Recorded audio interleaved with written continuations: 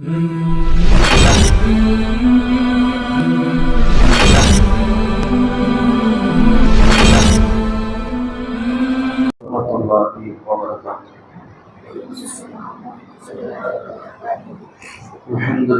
wa assalamu ala ibadihi alladhina istafa amma ba'd. Allahumma salli ala sayyidina Muhammadin wa ala ali sayyidina Muhammadin kama sallaita ala Ibrahim wa ala ali Ibrahim innaka Hamidum Majid. Allahumma barik ala sayyidina Muhammadin wa ala ali sayyidina Muhammad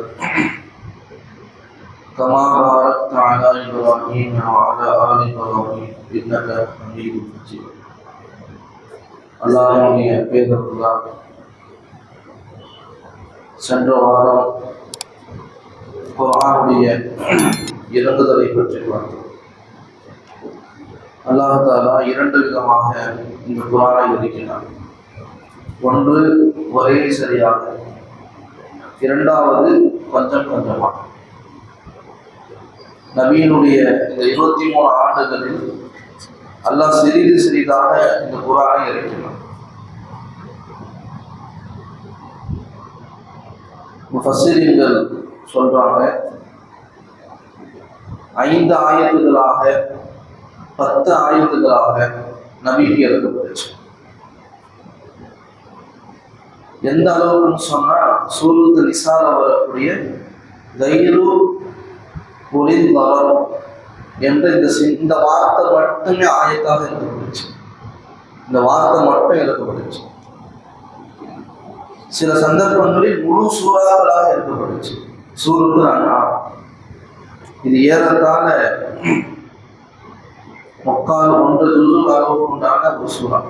7வது ஜுஸுல வரக்கூடிய சூரத்து அன்ஆம் மிக நீண்ட ஒரு சூறா. இது ஒரே சரியாக இறக்கப்பட்டுச்சு.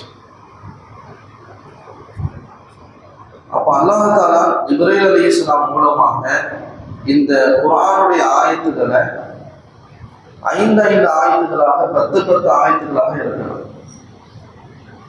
இதனாலதான் உலமாக்கள் சொல்லுவாங்க, நீங்கள் மனனம் செய்யும் பொழுது குர்ஆனை கற்றுக்கொள்ளும் பொழுது 5 ஆயத்துக்களாக கற்றுக்கொள்ளுங்கள் என்பதாக எழுதலாம். இப்படியாக கொஞ்சம் கொஞ்சமா இறங்கும் பொழுது மக்கால உள்ள முஷ்ரிக்கீன்கள் எல்லாம் கேட்டாங்க, وقال الذين كفروا لولا نزل عليه القرآن جملة واحدة. ஏன் இப்படி கொஞ்சம் கொஞ்சமா இறங்குது, ஒரே சரியா நபி மீது இறங்கி இருக்க வேண்டாமா அப்படின்னு கேட்கலாம். அப்போ இந்த ஆயத்திற்கு தஃப்சீருடைய விரிவுரையாளர்கள் அல்லாமா ராஸி ரஹ்மத்துல்லாஹி அலைஹி ஹிக்மத்துகளை எழுதுறான். ஏன் அல்லாஹ் ஒரே சரியா நபிக்கு இறக்காம அவ்வப்போது இறக்குனான்? அதுல முதலாவது ஒரு நுட்பம் தான் நபி அவர்கள் உம்மி நபி. தௌராத், இன்ஜீல் இந்த வேதம்லாம் ஒரே சரியா இறக்கப்பட்டுருச்சு, கொஞ்சம் கொஞ்சமா இல்லை. அப்போ உம்மி நபியான எழுத படிக்க தெரியாத அந்த நபியின் மீது ஒரே சரியாக இறக்கப்பட்டால் அது நபிக்கு கடினமாக ஆகிவிடும் என்பதனால் அல்லாஹ் கொஞ்சம் கொஞ்சமாக இந்த ஆயத்துக்களை இறக்கினார். இரண்டாவது ஹிக்மத், ஏன் அல்லாஹ் கொஞ்சம் கொஞ்சமாக இந்த ஆயத்துக்களை இறக்கினான்னு சொன்னா, ஒரே சரியாக இறக்கி இருந்தால் அந்த ஆயத்தில் உள்ள சட்டங்கள் மீது அமல் செய்வது என்பது மூமின்களுக்கு சிரமத்தை உண்டாகிறது. டோட்டலா எல்லாத்தையும் கூட அமல் செஞ்சாங்க. ஒரே நேரத்துல தொழுகை, நோன்பு, ஜகாத் அப்படியே 1 by 1 வந்துகிட்டே இருக்கும். இது எல்லாம் லேசாக்குவதற்கு தான் ஃபர்ஸ்ட் தொழுகை. முதல்ல ஈமான்லாம் போயிட்டு இருந்துச்சு. அடுத்து அல்லாஹ் தொழுகையுடைய ஆயத்தை இறக்கி தொழுகுங்கன்னு சொன்னான். அப்படியே கொஞ்ச நாள் போகும்போது நோம்புடைய ஆயத்துக்கள் இருக்கலாம். அப்படியே கொஞ்ச காலம் கழியும் போது ஜகாத் சம்பந்தமாக இருக்கலாம். அப்படியே கொஞ்ச காலம் கழியும் பொழுது ஹஜ்ஜி சம்பந்தமாக இருக்கலாம். இப்படி கொஞ்சம் கொஞ்சமாக ஆயத்துக்களை இறக்கி மூமின்கள் அதன் பிறகாக அமல் செய்வதற்கு அல்லாஹ் இலகுபடுத்தி கொடுத்தான் என்பதாக இந்த சிறிது சிறிதாக இறங்கிய இந்த ஆயத்துக்கள் மீது உண்டான நுட்பத்தை எழுதுகிறார்கள். மூன்றாவது நுட்பம், ஏன் அல்லாஹ் அவ்வப்போது இந்த ஆயத்தை இருக்குன்னு சொன்னா, நபி அவர்கள் மக்கால வாழ்ந்துட்டு இருக்கும் பொழுது மக்களுக்கு முஸ்லிம்கள் பல சிரமங்கள் பல தொல்லைகளுக்கு ஆளாகணும். மனசை ரொம்ப போல கஷ்டப்படுத்திடுவான் நபியை. அகிலேயே ஜிப்ரீல் வருவாங்க, ஏதாவது ஒரு ஆயத்தை ஓதுவாங்க. அதை கேட்கும் பொழுது நபியுடைய உள்ள அப்படியே சாந்தமாகும், அப்படியே அமைதி பெறும், அப்படியே மனம் குளிர்ச்சியாகும். இதனால் அல்லாஹ் நபிக்கு அவ்வப்போது இந்த ஆயத்துக்களை இறக்கினான். ரொம்ப மன உளைச்சல்ல அவங்க உட்காந்துருவாங்க. நபி என்னடா இப்படி செய்யறாங்கன்ட்டு. அப்போ ஜிப்ரீல் சொல்லுவாங்க, கவலைப்படாதீங்க, உங்களுக்கு முன்னாடி வந்த மூசா அவருக்கும் இப்படிதான் தொல்லை கொடுத்தாங்க. நூஹ் அலைஹிஸ்ஸலாம் 950 வருஷம் அழைப்பு பணி செஞ்சார், அவங்களுக்கும் இப்படிதான் தொல்லை கொடுத்தாங்க. பாருங்களேன், பொதுவாக நோவுடைய விஷயத்துல அல்லாஹ் குர்ஆன்ல சொல்லும் பொழுது, யா அய்யுஹல்லதீன ஆமனு குத்திப அலைக்குமுஸ் ஸியாம் கமா குத்திப அலல்லதீன மின் கப்லிக்கும். உங்களுக்கு நோன்பு கடமைன்னு சொல்லியிருக்கலாம், ஆனா உங்களுக்கு முன்னால் வாழ்ந்தாங்களே அவங்களுக்கும் கடமையாக இருந்துச்சு அப்படின்னு சொல்லிட்டு தான் அல்லாஹ் சொல்றாங்க. ஏன் அப்படி சொல்றாங்கன்னா, ஒருத்தவங்கள்ட்ட ஒரு விஷயத்த சொல்லும் பொழுது அவங்களுக்கு அதை லேசாகணும்னு சொன்னா ஏற்கனவே இப்படி நடந்திருக்குப்பா அப்படின்னு சொல்லும் பொழுது அப்படியாட்டு அதை மன திருப்தி ஆகிப்பாங்க, மன திருப்தி ஏற்பட்டுப்பாங்க. உங்களுக்கு முன்னாடியே இந்த பள்ளியில் எவ்வளோ இடத்துல இருந்தாங்க, அவங்களுக்கு பல சிரமங்கள் இருந்துச்சு, ஆனால் நல்லா லேசாகணும்னு சொல்லும்போது அவர் மனசு அப்படியே ஆதரவு ஆயிடுச்சு. அதனால அல்லாஹ் இந்த ஆயத்துக்களை சிறிது சிறிதாக இருக்கிறான்னு சொல்லி நம்முடைய முஃபஸ்ஸிரீன்கள் விளக்கம் சொல்லலாம். இரண்டாவது, குர்ஆன்ல நம்ம ஓதும் பொழுது பார்த்துருக்கோம், சூரத்துல் மக்கியா மதனியான்னு சொல்லி எழுதப்பட்டோம். அப்படின்னா என்ன? பொதுவாக நம்ம ஒரு விலைக்கு வச்சிருக்கோம், மக்கால இறங்குறது மக்கிய ஆயத்து, மதீனாவுடைய வாழ்க்கையில இருக்கிறது மதனி ஆயத்துன்னு சொல்லி. அப்படி கிடையாது. சூரத்துல் மக்கியா மதனியா அப்படின்னு சொன்னா ஹிஜ்ரத்துக்கு முன்னாடி நபியவங்க மக்கால இருந்து மதீனாவுக்கு ஹிஜ்ரத் செஞ்சாங்களா இல்லையா? இந்த ஹிஜ்ரத்துக்கு முன்னாடி எந்த ஆயத்தெல்லாம் இறங்கியதோ அவை அனைத்தும் மக்கியுடைய ஆயத்துகள், மக்காவில் அருளப்பட்ட ஆயத்து. ஹிஜ்ரத்துக்கு பிறகு மதீனாவுக்கு சென்ற பிறகு எந்த ஆயத்தெல்லாம் இருந்துச்சோ அது எல்லாமே மதனி ஆயத்துகள். இதுதான் இதுக்கு உண்டான விளக்கம். இப்ப மதீனாவுக்கு வந்த பிறகு சில போருக்காக வேண்டி, சில உடன்படிக்கைக்காக வேண்டி மக்காவுக்கு நபி போனாங்க, ஹஜ்ஜிக்கெல்லாம் போனாங்க. இப்போ ஹிஜ்ரத்துக்கு பிறகு மதீனாவுக்கு வந்துட்டு மீண்டும் ஹஜ்ஜிக்கு, அதாவது மக்காவுக்கு சஃபர் செஞ்சாங்க இல்லையா, அந்த சஃபருடைய நேரத்தை இறங்கிய ஆயத்தும் மதனி ஆயத்துக்கள் தான்.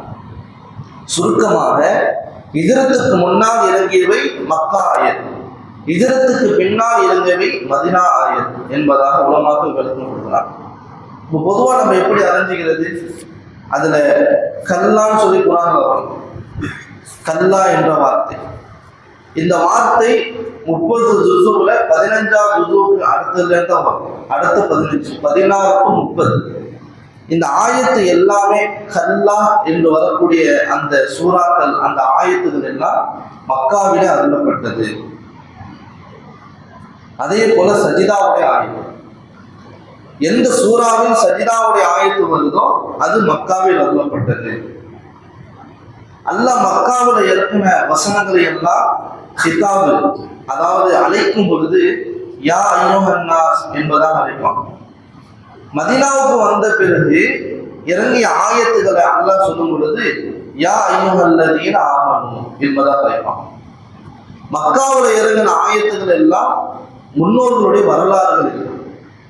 மதீனாவில் இறங்கிய பிறகு உள்ள ஆயத்துகள் எல்லாம் அஹ்லே கிதாபுகள், முனாஃபிக்குகள் சம்பந்தப்பட்ட விஷயங்கள் இருக்கு.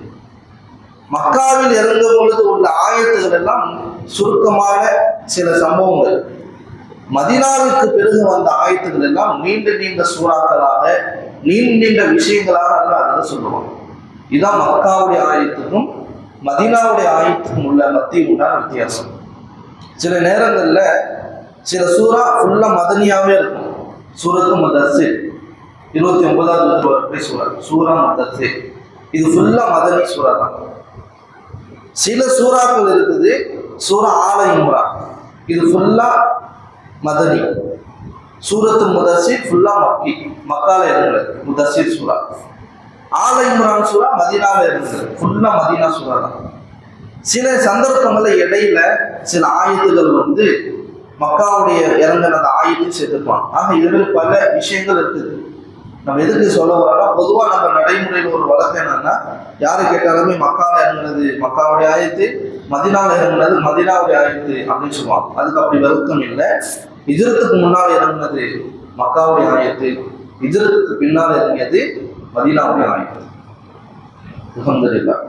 இதுக்கு அப்பாற்பட்டது தான் அஸ்பாபின் நுஸூல். எல்லாமே சுருக்கமாக நம்ம சொல்றோம், ஏன்னா சும்மா நம்ம தெரிஞ்சுக்கணுன்றதுக்காக. அல்லாஹ்வுடைய நாட்டம் இருந்தால் இடையில குர்ஆன் தஃப்சீர் செய்யும்போது நம்ம விளக்கங்கள் சொல்லிக்கலாம். அல்லாஹ்வுடைய கருணை கொண்ட அடுத்த வாரத்திலிருந்து நம்ம டைரக்டா இன்ஷாஅல்லாஹ் தஃப்சீர் ஆரம்பிச்சோம். இது ஒரு பரக்கத்துக்காக முன்னுரை. அஸ்பாபின் நுஸூல் பொதுவாக பாருங்க, குர்ஆன் 2 விதம் அடிப்படையில் இருக்கிறது. ஒன்று, எந்த காரணமும் இருக்காது சில ஆயத்துகளுக்கு, சில சூறாக்களுக்கு, இது ஒரு முறை. இரண்டாவது, சில காரணங்களுக்காக அல்லாஹ் அந்த ஆயத்தை இருக்கு. ஒரு சம்பவம் நடந்திருக்கும், அந்த சம்பவத்தை வைத்து அல்லாஹ் அந்த ஆயத்தை இறக்கியிருக்கும். இதுக்கு அரபியில சபபு நுஸூல், ஷஅனே நுஸூல் என்பதாக சொல்லுவாங்க. இறங்கியதற்கு உண்டான காரணம். தஃப்சீர் செய்யக்கூடியவங்களுக்கும் சரி, குர்ஆனை நான் நன்கு விளங்கணும் சொல்லி ஆர்வம் உள்ளவங்களுக்கும் சரி, சபபு நுஸூல் தெரியும். அது தெரியாம உள்ள போனோம்னு சொன்னா ஆபத்து. ஏன் சபபு நுஸூல் தெரியல, இதனால என்ன பலன், இது என்ன தெரிஞ்சுக்கிறது அவசியமா, ஏன் இது தெரிஞ்சு நம்ம என்ன செய்ய போறோம் அப்படின்னு கடந்திருக்கிறார். இதை தெரிஞ்சு கொள்வதனால் சட்டங்கள் நமக்கு புரியும். இன்னைக்கு நம்முடைய உலமாக்கள் நமக்கெல்லாம் ஃப்ரீடம், நம்ம இப்போ வாழ்ற காலம் ஃப்ரீடமான காலம். ஏன்னா நமக்கு முன்னாடி வாழ்ந்த உலமாக்கள் எல்லாம் இதை ஆய்வு செஞ்சு இதன் மூலமாக இஸ்லாமிய சட்டத்திட்டங்களாக எடுத்து வகுத்து கொடுத்துட்டு நம்மகிட்ட போயிட்டாங்க. அதனால இன்னைக்கு அவங்க எழுதி வச்சிருந்ததை எடுத்து நம்ம படிச்சு அதை உதாரணம் செஞ்சு கொண்டு இருக்கோம். ஒருவருக்கு ஒருவர் ஞாபகப்படுத்தி கொண்டு இருக்கோம். நம்ம போய் இப்போ ஆய்வு செய்யலாம் தேவையில்லை. இந்த ஆயத்து ஏன் இறந்துச்சு, யார் சம்பந்தமா இருந்துச்சு, எந்த கிதாபில் போய் பார்க்கறது, யார்கிட்ட போய் கேட்கறது, அப்படிலாம் தேவையில்லை. எல்லாமே கிதாபில் வந்துருச்சு. இதை இப்போ நம்ம ஞாபகப்படுத்தணும், நம்ம புரிஞ்சுக்கணுங்கிறதுக்காக வேண்டி. சூரத்துல் பக்ரால வரக்கூடிய ஒரு ஆயத்து, லா தன்கிஹுல் முஷ்ரிகாத்தி ஹத்தா யுமின்ன வல அமத்தும் முஃமினத்துன் கைரும் மின் முஷ்ரிகத்தின் வலவ் அஜபத்துக்கும். சில 3 ஆயத்துக்களை சொல்லி உங்களுக்கு விளக்கத்தை கொடுக்கும். சபபு நுஸூல்னா என்னன்னு சொல்லி, இது குர்ஆன்ல வரக்கூடிய ஆயத். இதோட அர்த்தம் என்னன்னு சொன்னா, லா தன்கிஹுல் முஷ்ரிகாத், இணை வைக்கக்கூடிய பெண்களை நீங்கள் திருமணம் செய்து கொள்ளாதீர்கள். இது ஆயத்துக்கு முன்னாடி டைரக்ட் அர்த்தம். ஹத்தா யுமின்ன, அவர்கள் ஈமான் கொள்ளும் வரை. ஒரு முஃமினான அடியான் அப்துல்லாங்கிறவர் லட்சுமி என்ன செய்ய முடியாது, கல்யாணம் செய்ய முடியாது. பாத்திமா ஜெயினபுங்கிற பிள்ளையை தான் கல்யாணம் செய்ய முடியும், ஈமான் உள்ள பிள்ளையை தான் கல்யாணம் செய்ய முடியும். அல்லாஹ் இதை அதை தான் சொல்றான். சொல்லிட்டு அல்லாஹ் சொல்றான், வல அமத்தும் முஃமினத்தும், முஃமினான பெண் என்பவள் கைரும் மின் முஷ்ரிகத்தின், முஷ்ரிக்கான பெண்ணை விட சிறந்தவள். வலவ் அஜபத்துக்கும், அந்த பெண் உங்களுக்கு பிரியமானவளாக இருந்தாலும். இது எதற்காக இந்த ஆயத்தை இறங்குச்சுன்னு சொன்னா, ஒரு சஹாபி சம்பந்தமா, மர்சத் இப்னு அபி தனவி ரலியல்லாஹு அன்ஹு, இவங்க இஸ்லாத்துக்கு வந்துட்டாங்க. ஐயாமுல் ஜாஹிலியாவுல இவங்க ஒரு பெண்ணோட தொடர்புல இருந்தாங்க, லவ், ஒரு காதல். அந்த பெண்ணுக்கு இவங்களுக்கு ஒரு தொடர்பு. இவங்க மக்காலேருந்து மதீனாவுக்கு வந்துட்டாங்க. மதீனால வாழ்ந்துட்டு இருக்கிறாங்க. மதீனால வாழ்ந்துட்டு இருக்கும்போது ஒரு தேவைக்காக மக்காவுக்கு போறாங்க. அனாத் என்ற ஒரு பெண்மணி, அவங்களோட இவங்களுக்கு தொடர்பு இருந்துச்சு. அப்பதான் தொடர்பு காலம் இல்லைல்ல, மக்கால சந்தையில மார்க்கெட்ல இருக்கும்போது இந்த பெண்மணி அவங்க பார்த்துட்டாங்க. எப்போதும் மாரி பழைய ஞாபகத்திலேயே வாங்க போகலாங்கிற மாதிரி ஆசைக்கு கூப்பிடும் பொழுது இந்த சஹாபி சொன்னாங்க, இல்லைம்மா, நீ உனக்கும் எனக்கும் நாம் இருவரும் ஒன்று சேருதல் என்பது நடுவில் இஸ்லாம் தடை செய்து விட்டது. இப்போ நான் முஸ்லீம் ஆகிட்டேன். முன்னாடி இருந்துச்சு பழக்க வழக்கம், ஓகே, அப்போ நான் ஒரு காஃபியராக இருந்தேன். இன்னைக்கு நான் இஸ்லாத்துக்கு ஒரு மோமியன் ஆகிட்டேன். இவ்வாறு நான் நடந்து கொள்வது எனக்கு பாவம், எனக்கு ஹராம். இப்ப நான் உன்னை முறைப்படி நான் உன்னோட நடந்து கொள்ளணும்னு சொன்னா நான் உன்னை திருமணம் செய்யணும். இப்ப நேரா அழைச்சிட்டு போய் என்ன பண்ணாங்க, மதீனாவுல போய் ஸல்லல்லாஹு அலைஹி வஸல்லம் அனுமதி கேட்டாங்க. யார சொல்லலாம், இப்படி இந்த பெண்மணி நான் திருமணம் சொல்லி கொடுக்குறேன். அப்பதான் அல்லாஹ் இந்த ஆயத்தை இருக்கணும், முஃமினான ஆண் முஸ்ரிக்கான பெண்ணை திருமணம் செய்யக்கூடாது. எதுவரையிலும் அந்த பெண் உண்மையான முறையில் ஈமான் கொண்டுட்டாலும் திருமணம் செஞ்சுக்கலாம். அவள் திருமணம் செய்யாத, அவள் ஈமான் கொள்ளாத வரை நீங்க திருமணம் செய்யக்கூடாது. இதான் சபபு. இந்த ஆயத்தை ஏன் இறந்துச்சு? இந்த சம்பவத்தின் காரணமாக அல்லாஹ் ஒரு விளக்கத்தை கொடுக்குறான். அப்ப 2 முறை ஆயத்து, சில ஆயத்து டைரக்டா இறங்கிடும், அதுக்கு எந்த ஒரு ரீசனும் இருக்காது. சில ஆயத்துக்கு காரணம் இருக்கு, அதுதான் இங்க உலமாக்கள் எழுதுறாங்க. அதே போல இன்னொரு ஆயத், யா அய்யுஹல்லதீன ஆமனு லா தக்ரபு ஸலாத்த வ அன்தும் சுகாரா. ஈமான் கொண்ட விசுவாசிகளை, போதையில் இருக்கும் நிலையில் நீங்க தொழுகை பக்கம் நெருங்காதீர்கள் என்பதா அல்லாஹ் சொல்றோம். இன்னைக்கு தர்ஜுமா படிக்கிறது தப்பு கிடையாது. அதே நேரத்தில் சில விஷயங்கள் நமக்கு புரியல, குழம்புதுன்னு சொன்னா அப்படியே கடந்து போயிட்டே இருக்கு. ரொம்ப ஆய்வு செய்யக்கூடாது. உலமாக்கள் ஆய்வு செய்யறாங்கன்னா அது வேற. உலமாக்கள் இல்லாத சில மக்கள் நல்லவங்களுக்கு சில ஆர்வம்லாம் இருக்கும், குரானை தெரிஞ்சுக்கணும் அப்படிங்கிறதாண்டி ஓதுவாங்க, தர்ஜுமா படிப்பாங்க, ஓதுவாங்க, அப்பெல்லாம் இருக்கிறாங்க, பார்த்துருக்கோம். அப்போ சில தர்ஜுமாக்களை படிக்கும் பொழுது நமக்கே குழப்பம், என்னடா இப்படி சொல்றானே அப்படின்ட்டு. அல்ல, அதுக்கு ஒரு விளக்கம் இருக்கும். அதனால அதை கடந்து போய் உலமாக்கிட்ட அன்னைக்கு என்ன செய்யணும், அந்த விளக்கத்தை கேட்டு. இந்த ஆயத்தை இறங்குறவங்க எல்லாத்துக்கும் ஒரே பரீட்சை. எப்படி வழங்குவோம்? ஈமான் கொண்ட விசுவாசிகளே, போதையா என்ன சொல்றது, மதுவுல அந்த மயக்கத்துல இருக்கும் பொழுது நீங்க தொழுகையின் பக்கம் போவாதீர்கள், ஈமான் கொண்டவர்களே நல்லா கூப்பிடலாம். ஒன்னும் புரியல தானே? ஆனா மது ஹராம்னு சொல்லி இஸ்லாம். ஆனா அல்லாஹ் இங்க என்ன சொல்றான், வஅன்தும் சுகாரா, நீங்கள் அந்த மயக்கத்தில் இருக்கும்போது, போதையில் இருக்கும்போது தொழுகையின் பக்கம் போவாதீங்க அப்படின்னு சொல்லுவாங்க. இதுக்கு என்ன விளக்கம், அதுதான் இங்க விளக்கணும். அப்துல் ரஹ்மான் இப்னு அவுஃப் ரலியல்லாஹு அன்ஹு, இவங்க மிகப்பெரிய பணக்கார சஹாபி. அவங்க என்ன பண்ணாங்கன்னா ஒரு விருந்து வச்சாங்க வீட்டில். அதில் சில சஹாபாக்கள்லாம் கலந்து கொண்டாங்க. விருந்துக்கு பிறகு அந்த பார்ட்டி, அந்த விருந்துக்கு பிறகு எல்லாருமே கொஞ்சம் மது குடிச்சாங்க, சாராயம் குடிச்சிட்டு அந்த போதையான அந்த நிலையில இருக்கும் பொழுதே தொழுகை நேரம் வந்துருச்சு. அப்ப அது வரைக்கும் மது ஹராமாக்கப்படலை, மது ஹலால் தான், ஹலாலாக தான் இருந்துச்சு. அந்த போதையுடைய நிலையிலே வந்து இமாமத் பண்ணிட்டாங்க ஒரு சஹாபி. இமாமத் செய்யும் பொழுது கொலர ஆரம்பிச்சிருச்சு ஆயத்துகள் எல்லாமே. இப்போ தொழுகை வந்து பாத்தில் ஆகக்கூடிய நிலை ஏற்பட்டுருச்சு. இமாமுக்கும் பாத்தில் ஆயிடுச்சு, பின்னாடி உள்ள முக்ததிக்கும் சிரமத்தை கொடுத்துருச்சு. இப்போதான் அல்லாஹ் இந்த ஆயத்தை இருக்கிறார், ஈமானுக்குடைய விசுவாசிகளே, நீங்கள் இந்த நிலையில இருக்கும் பொழுது நீங்க தொழுகை பக்கம் வர வேண்டாம். நல்ல வேலைக்கு மது அது வரைக்கும் ஹராமாக்கப்படலை, ஹலால் தான். குடிங்க, தொழுவ டைமுக்கு வரும்பொழுது குடிக்காதீங்க. பிறகு நல்லா ஒட்டுமொத்தமாக ஹராமாக்கிட்டாங்க, மதுவே நீங்க குடிக்க கூடாதுன்னு சொல்லி. அப்போ ஒவ்வொரு ஆயத்துகளும் அதனுடைய விபரீதம் என்ன, அது ஏன் இறக்கப்பட்டுச்சு என்பதை விளக்கு. அதே 3வது ஒரு ஆயத்து, வலில்லாஹில் மஷ்ரிக் வல் மக்ரிப், கிழக்கு மேற்கு அல்லாஹ்வுக்கு சொந்தம். ஃபைனமா துவல்லு ஃபஸம்ம வஜ்ஹுல்லாஹ், நீங்க எங்க திரும்பினாலும் அல்லாஹ் இங்க இருக்கிறான் அப்படிங்கிற ஆயத்தை இறங்குது. இது ஏன் இறந்துச்சு இந்த ஆயத்துன்னு சொன்னா, ஸல்லல்லாஹு அலைஹி வஸல்லம் மஸ்ஜித் அக்ஸா அந்த கிப்லாவை திசையை நோக்கி தொழுதுட்டு இருந்தாங்க. ஸல்லல்லாஹு அலைஹி வஸல்லம் ஒரு ஆசை என்னன்னா, நம்ம காபத்துல்லா பார்த்து தொழுதா நல்லா இருக்குமே அப்படின்னு உள்ளத்துல ஒரு ஆசை இருந்துச்சு. அல்லாஹ் நபியுடைய ஆசையை அப்படியே நிறைவேற்றினா, தொழுதுகிட்டே இருக்கணும்னு சொன்னா நபி நீங்க கிப்லா காபத்துல்லாவுடைய திசையின் பக்கம் திரும்புங்கன்னு சொல்லி மேற்கு பக்கம். திடீர்னு அக்ஸாவை பார்த்து தொழுது இருந்த நபி காபாவை நோக்கி தொழுகிறாங்களே அப்படின்னு சொல்லி சில யகூதிகள் ஒரு மாதிரியே பேசிட்டு இருந்தாங்க, ஒரு வித்தியாசமா பேசிட்டு இருந்தாங்க. அப்பதான் அல்லாஹ் தஆலா இந்த ஆயத்தை இருக்குன்னா, கிழக்கு மேற்குன்னா கணக்கு இல்லை. நீ வடக்குல தொழுதாலும் சரி, தெற்குல தொழுதாலும் சரி, எல்லா திசையிலுமே அல்லாஹ் இருக்கலாம்.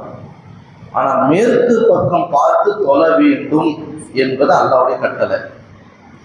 அதனால தான் நம்ம தொழுவோம். ஒருத்தர் கிழக்கு பக்கம் பார்த்து தொழுகிறாரு, வடக்கு பக்கம் தொழுகிறாரு, தெற்கு பக்கம் பார்த்து தொழுகிறாரு. தொழுவிடாமன்னா தொழக்கூடாது. ஏன் அங்கே அல்லாஹ் இல்லையா? அல்லாஹ் இருக்கிறார். ஏன் நம்ம மேற்கு பக்கம் பார்த்து தொழுகிறோம்? உங்களுடைய அந்த ருசு, அந்த திசை, அந்த கிபிலா என்பது மேற்கை நோக்கி இருக்க வேண்டும்.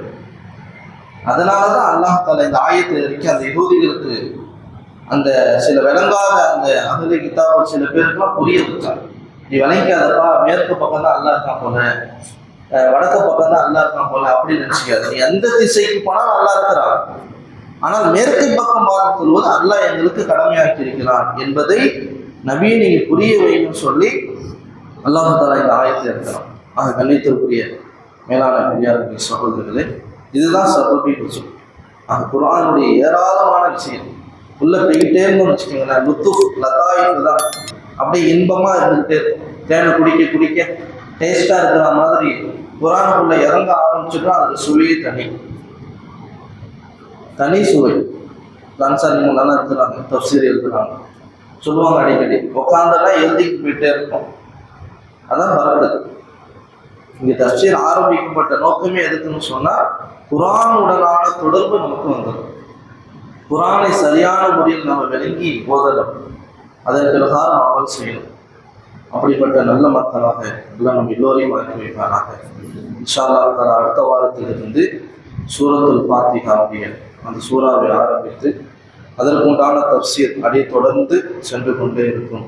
அல்லாஹ் வாழும் காலம் எல்லாம் நீண்ட ஆயுளை கொடுத்து, உடல் ஆரோக்கியத்தை கொடுத்து, முழு குர்ஆனையும் தஃப்சீர் செய்து அதை நாம் கேட்டு அதற்கு அமல் செய்யும் பாக்கியம் உள்ள மக்களாக அல்லாஹ் நம்ம எல்லோரையும் ஆக்கி வைப்பானாக. அல்ஹம்துலில்லாஹி ரப்பில் ஆலமீன். அல்லாஹும்ம ஸல்லி அலா சய்யிதினா முஹம்மதி வ அலா ஆலி சய்யிதினா முஹம்மத் كما صليت على إبراهيم وعلى آل إبراهيم إنك حميد مجيد. اللهم بارك على سيدنا محمد وعلى آل سيدنا محمد كما باركت على إبراهيم وعلى آل إبراهيم إنك حميد مجيد. لا إله إلا أنت سبحانك إني كنت من الظالمين.